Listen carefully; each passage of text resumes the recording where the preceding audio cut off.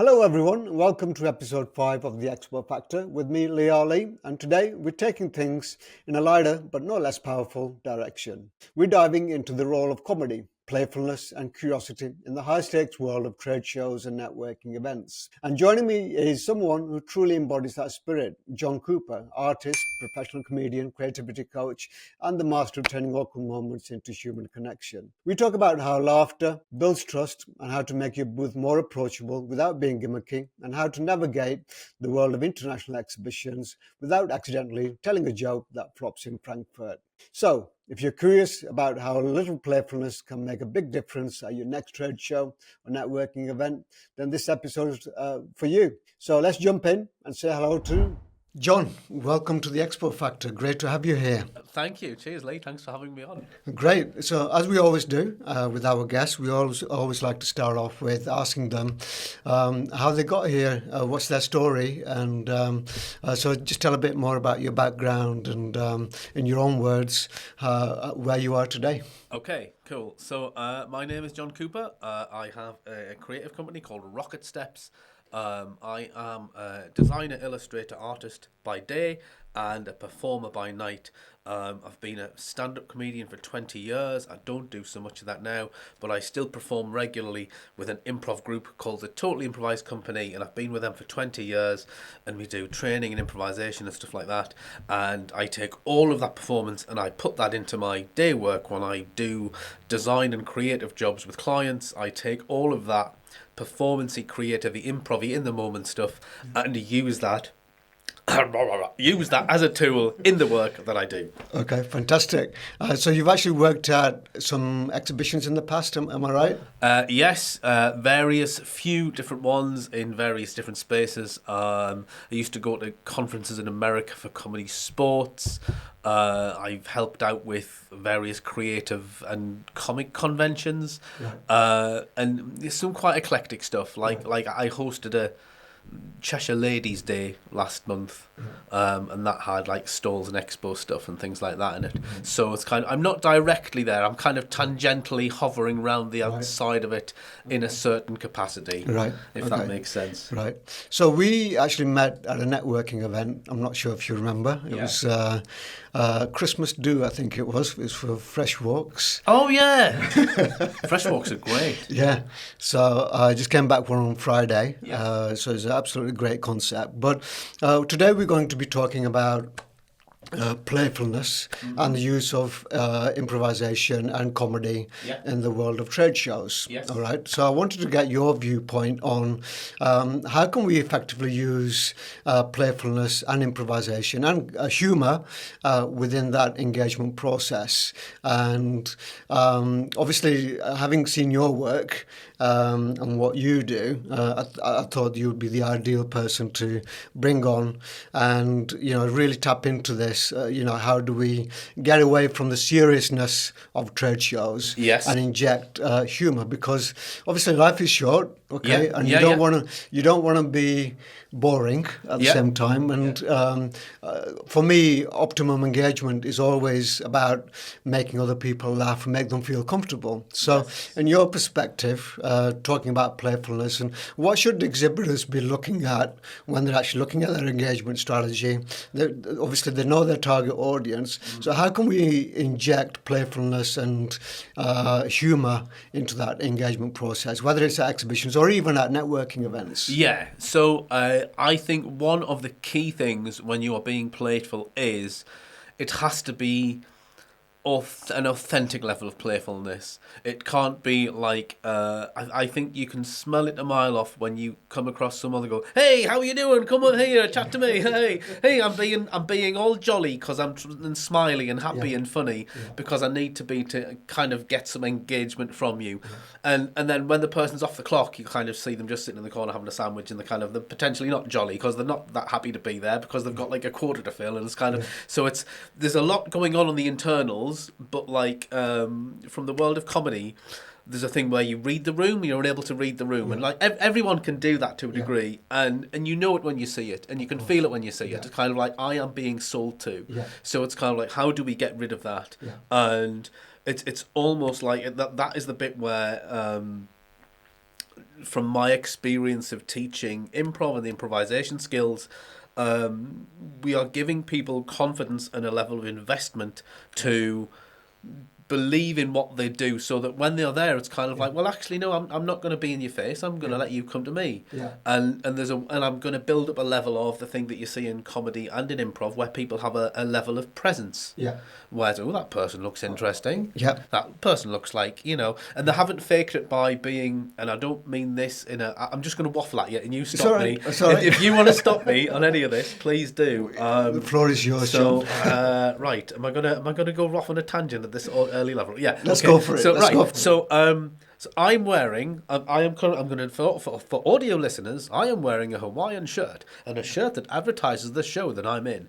And I call this like level 7 volume clothing, right? It's slightly higher than just a normal plain shirt, but it's not like really wacky. Like I've like dyed my eyebrows a different color and all that, and it's kind of like I'm like off the scale level of.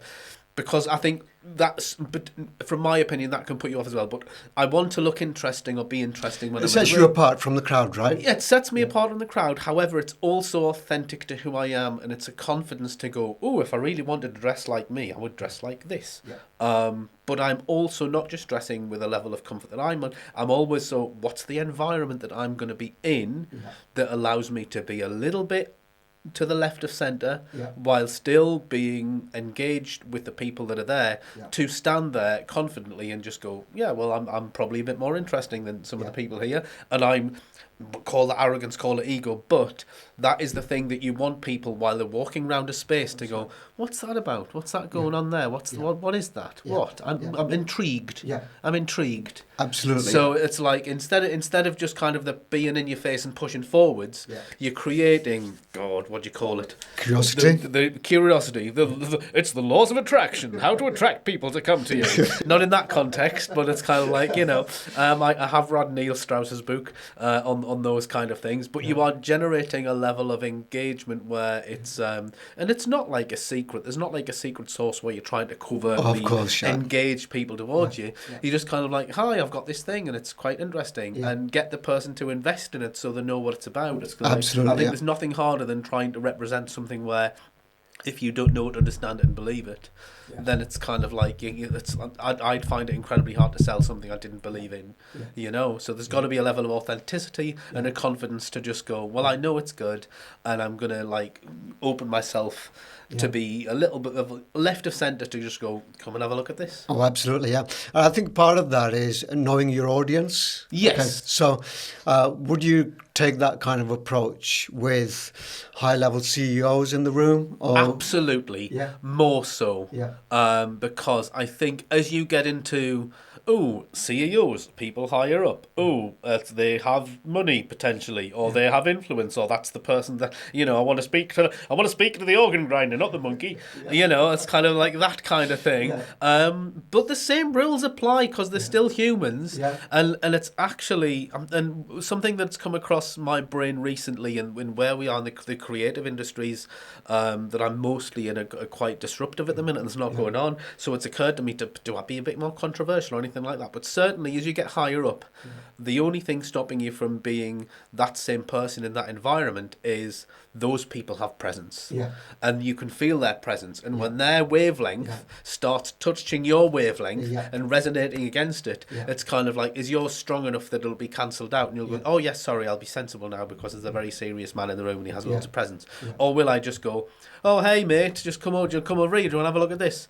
You either say, oh well, if you're not interested, then I'm not. And it's not disrespectful, it's just kind of like there's no reason for you to change your behaviour for somebody else if what you are doing does not impact them in any way, absolutely, shape or form. Yeah. Like you said before, they're human beings.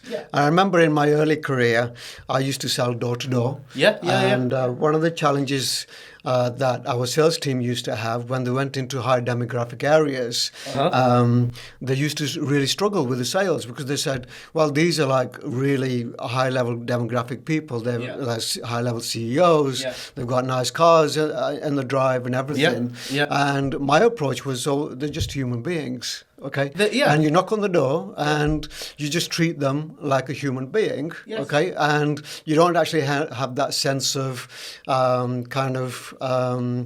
what's the word I'm looking for? Kind of inferiority complex. Yeah. Yeah. And obviously, when you're into that sphere, and that goes the same for that or comedy or wherever, when someone has a level of influence and a level of power, ego comes into play. Yeah, absolutely. And it's kind of like, who are you to talk to me? Go away. I'm an important person. Thank you very much. But anyone who genuinely is the real article probably has a bit more emotional maturity than that to go, oh, hey, it's like, well, it doesn't matter that I'm this kind of person. It's like all the rich people that you don't know about because they just walk around with the rest of us being entirely normal. And they don't, I've got a big car and a big house because I want you to see the money I've got. As opposed to the people that it's kind of, well, that's fine. It's just like, all these people exist. It's almost like there's some that don't care about the status regardless.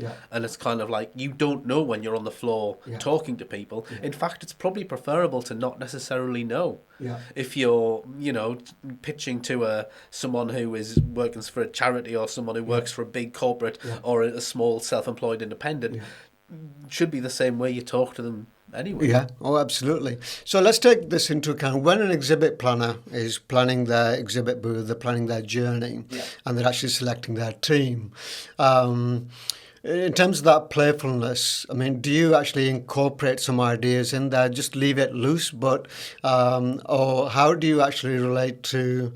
How does it actually relate to picking the right people? Because not all people would feel comfortable having that playfulness. Because if they are obviously a bit shy, or they don't have the confidence levels to be able to do that improv or use humour. So how important is that in that process of playfulness? That is the key thing, and that's the point where I'll slide into a word from our sponsor. No, that's that is the point when, and if you'll forgive me, improv training would be a worthy skill to pull in, because that I'll talk about comedy and talk about, you can't teach comedy. Comedy's inherent. Someone's either really funny or they're not, or they're really confident or they're not, and it's kind of like that can be taught.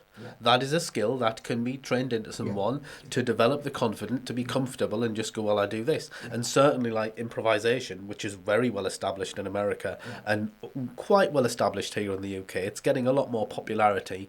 There are tenets, there are skills. Improv is not just making things up. I think that's the bit where it's kind of, that's the nuts and bolts of the core of the stuff that I go on about. You can teach this thing about yes and, where you build a conversation better. You can teach the thing about getting comfortable with feeling small and building back. And it's like, well, it doesn't matter if the conversation doesn't go the way you want it to. There'll be somebody else coming along in a minute and you can talk to them. So don't stand there kind of like waiting to have the perfect conversation with somebody. Just enjoy the process of doing. And then the other thing in improv is make your partner look good.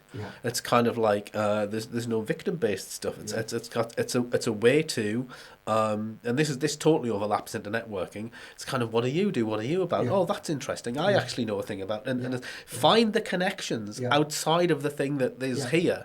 And when you find the connections outside the things that are here, and you can hear that there's the inauthentic version is kind of like, oh, that's a nice blue pinstripe shirt. My friend Dave had one like that. Where did you get it from? And it's kind of like this scripted this scripted hook that comes and grabs you, and it's kind of like, I see it, but it's kind of, that's not, it's kind of like, oh, the simplest things like, oh, what brought you here today? Oh, have you come far? Like those really low stakes things. Absolutely, But then we engage active listening, and the active listening is where you've been. Oh, I've not been there, did it? And you can. And then obviously at a certain point we'll engage with the thing. But if you're just kind of engaging, well, I'm just interested in why you're here and what you do, and that is just classic networking, where it's like, it's not about what I want to sell you.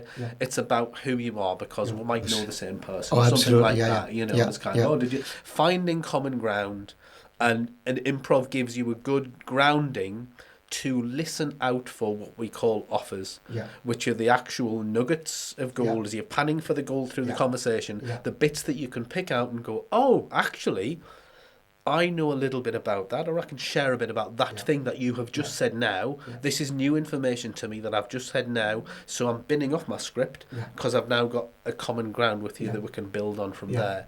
And that's where the authenticity thing comes from. Absolutely, yeah. So what you're saying to me is what we should be doing is using the environment around us, okay, observing the person in front of us, okay, and then trying to use that to find some common ground, okay, and then also using the questions, okay, the example that you used, yes and. So let me just dig deeper into that actually, because you gave a great demonstration of that at a recent event that Andrew hosted. Yes, the multi-story club. The multi-story club. So just talk us a bit more about how you can actually use that when you're breaking the ice, for example, or when you're asking those qualification questions to see if this person could be a potential collaborator or a customer. Yeah, so you're listening out for things called offers, and the offers are the things where you listen to the full conversation and the key points that are in there. And one of the things that I think we can fall into quite easily is where we start a conversation, and then once the conversation's going, it's kind of you just dip back into your own head and you start thinking, at what point do I bring in the thing that I need to talk about?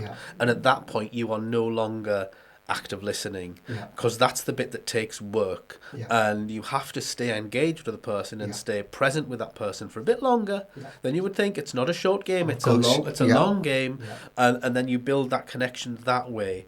There's the little philosophical thing that I talk about is how malleable your brain is with improv. Do you want us to go into a little bit of theory? Yeah, let's go. Okay, right. So we love theories. So a little bit of theory about how we think when we do it, because like improv, when you see improvisers on stage bouncing off each other and generating this wonderfully sparky kind of energetic stuff, it's, as I say, that's a teachable thing. When we are really young and we are kids, your brain fires off in all directions because it's still developing, and the electrodes in your brain literally bounce off and bounce around and just go, oh, fire engine, oh, cars, oh, all these different space station, this, that, and the other. And as you get older, your brain actually tries to become more efficient energy-wise and forms pathways between the things that you do more often. So the most normal and simple things, mortgage, car, work, day, 9 to 5, car, drive back home. And it doesn't bounce off into these more eclectic areas of your creative brain space. And when you teach improv, you are forcing it to play more and go into these areas, which makes you more malleable in conversations. It makes you more able to, it's kind of like, I can actually talk about this, or I can jump around and my brain can fire off that bit quicker. And your brain is a muscle. It's like asking someone to run from, like I said, it's not a long game. It's like if you asked someone to run 5K from nothing.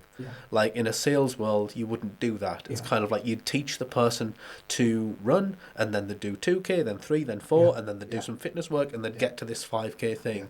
And you do that with your leg muscles, whereas these are brain muscles. So we're not just expecting, can you give me some improv and then I can just do 5K? It's like, no, you need to work at it, and you need to build those listening muscles. Very much active listening muscles. Of course, And it's kind of like how I will then speak, and the energy. I mean, if you're listening, you won't see that I'm using my hands a lot. And the energetic approach, because there's a point where your brain will be able to think a little bit faster than your mouth can deliver, and you can slow yourself down. So when you are talking to someone, you can engage with them, and then you can also be present and decide where the conversation is going to go, or let them take you. And it's not exhausting. You're just doing it with an extra bit of interest, and that's when you begin to see a little bit of the tingle, and people will go, this person's really interested in what I've got to say. Absolutely, it is actually going on. There's no point at which I hear a script. There's no point at which I'm seeing, anyway, I want to talk to you about this thing. It's kind of like I'm engaged. I am actually engaged because I'm feeling I'm being seen and I'm being heard. Absolutely. I think again, with the world of exhibitions, one of the big challenges that booth staff have is that because there's so many people, staying engaged in the conversation, it can be really, really challenging, because what booth staff tend to do is scan while they're talking to people. Yeah. They're already scanning who's walking past. Yes. Okay, and looking Yeah, at yeah. their badges, Yeah. and that can be a big problem. Yeah. And this is brilliant. What you're saying is because active listening is what we don't do. Okay, at trade shows, because all we're interested in is very fast transactional conversations. Yes. Okay. Yeah. And my feeling is that what we should be doing at trade shows is taking the first steps to building a relationship with that person. Absolutely. Yeah, Absolutely. and active listening plays a vital role in that. Yeah. So, for me, I mean, what would you say if you could actually give one or two really good tips on active listening in terms of how to extract information out, from the person in front of you, and then take that further to really maybe even use improvisation to hook them even more. Yeah, there's a really good game you can play, which is the one we played the other week.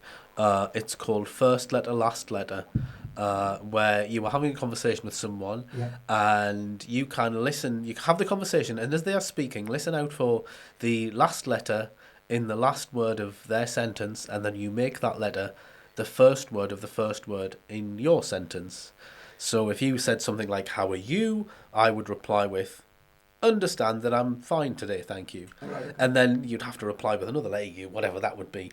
And it sounds just like a bit of fun, but what it forces you to do is to listen to all of the words and listen to the actual words and to the end of the actual sentence before you can then speak. And you can't do the thing where you dip out into your own head and decide what you're going to say, because you won't know what you were going to say.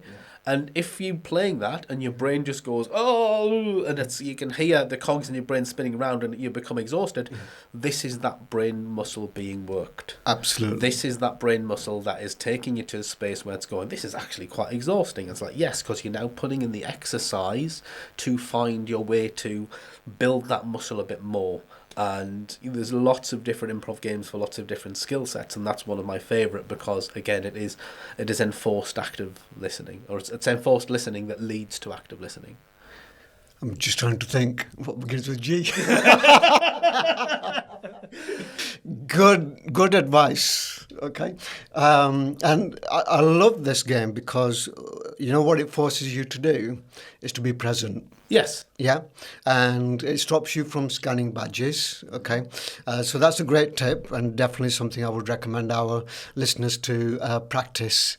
And it's great as well. I mean, in your day-to-day, even as parents, for example. Okay, when you're listening to your kids, because as a parent, I know that sometimes I just switch off. Okay, but if you are fully present and you heard the question, and you can, start to play that game with your kids as well. So it really enforces that, effective communication. Okay. Yeah. I mean, we're told when we get older, and even when we don't get older, like, people do Sudoku, when you're told to do activities that engage your brain to keep you more kind of like mentally alert and stuff like that. And it just taps into that same thing earlier doors, where it's kind of like, let's keep your brain malleable and keep it working, do thinking. It's like, people have asked me in the creative space that I'm in, are you worried about AI? And it's kind of like, well, not yet, because all I see is people who are finding a way to not do critical thinking, and it's kind of like the people who continue to do the critical thinking and the active listening are the ones that will be able to make better decisions. Absolutely. Wonderful. So let's have a chat about humour and cultural sensitivity. Okay. Obviously, in the world of trade shows, we work with a lot of international exhibitors. Yes. So we have companies going from the UK to the Middle East, for example, going to Germany. We have Asian companies coming to the UK.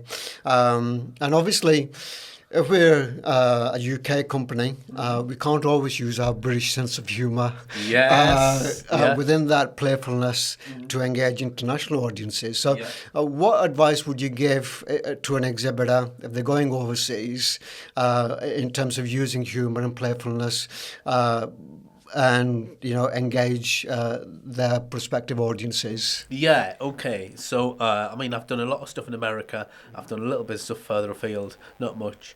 One thing I find, and if I was to pick out an example, it would be maybe going somewhere where I didn't know anyone in the room, so you don't know who you're dealing with.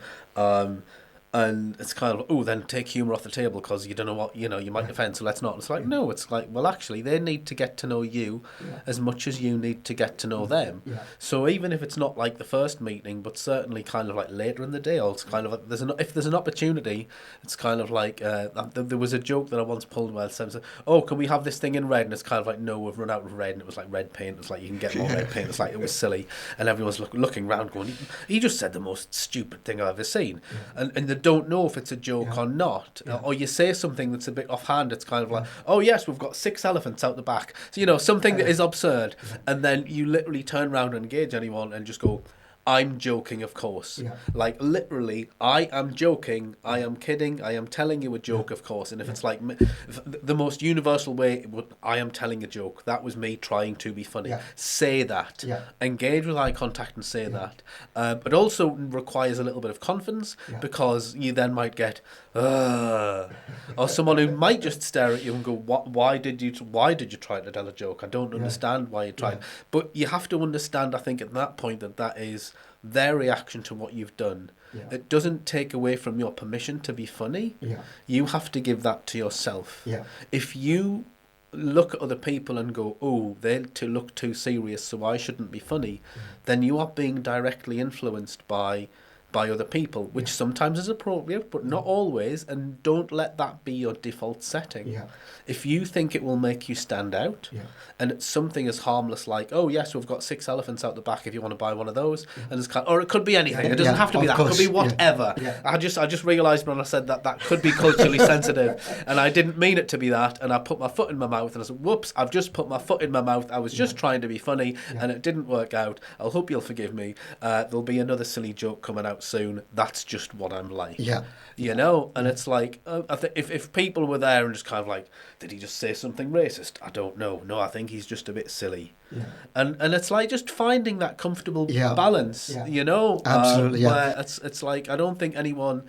I would hope people would assume from the off that you're not a bad person. They'll just assume that you tried something and it didn't work. Or you tried something and it did work, and it's kind of, he said, it's like, oh, and you will get a laugh, but you prepare for everything. But I think it comes from, I always talk about comfortable confidence. It's like, what's the worst thing that can happen? Oh, a bunch of people go, oh. And I know that I've had like 20 years in stand-up, and that builds a lot of resilience, and resilience is a big resilience is a big buzzword, and people talk about resilience, but like how to build it, you actually have to put yourself in an uncomfortable situation. Because if you don't put yourself in an uncomfortable situation, you won't get a chance to share your personality with somebody else. And if you're not like humorous by default, don't shoehorn it in. Don't use it as a tool if it's not your personality. I'm talking about a longer game thing where, oh, you've done some improv, you're laughing, you're smiling, you've worked out who you are a bit, and it's kind of like, oh right, okay, my sense of humor would be this. There's room for that. I believe there's room for that. I think it's owning your culture. And actually portraying that. That's a good way of putting it. That's a really good way of putting it. Because I use my Englishness all the time in the US. I test the field with a dad joke.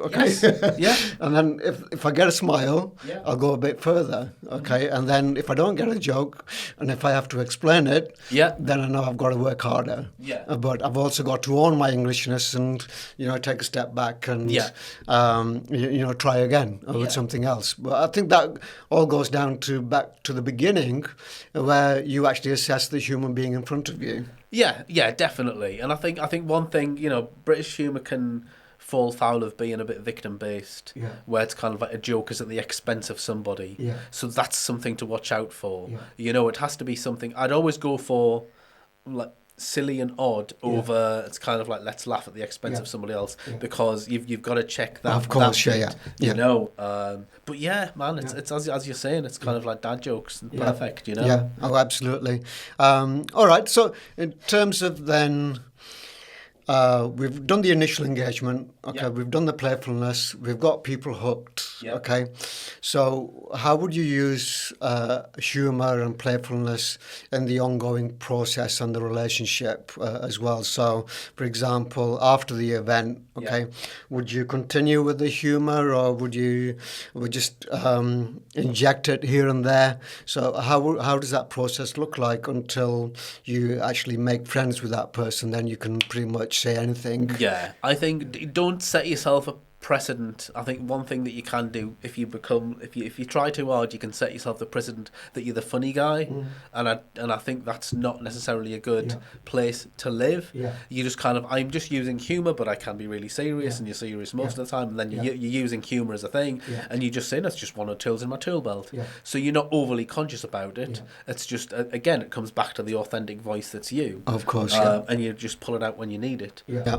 And that was such a refreshing conversation with John Cooper today, reminding us that you don't have to be serious to be taken seriously. Here are 3 big takeaways for me from today's episode. Number 1, playfulness builds approachability. When your energy says I'm open, invites curiosity, and that's how conversations start. Number 2, humor is human, but context is everything. Take culture into account. What makes one audience laugh might totally confuse another one. Number 3, you don't have to be a comedian, you just have to be curious and playful. Even a touch of playfulness or a well-timed smile can break the ice and change the whole dynamic of the environment and the conversation. So thanks again for listening to the Expo Factor. If you enjoyed this episode, please follow and leave a review. Share it with someone who needs to show a little more light-hearted humour on the show floor. And remember, real connection starts with real presence, and sometimes a really good one-liner. Until next time, let's keep it human, keep it bold, and don't be afraid to be a bit more playful.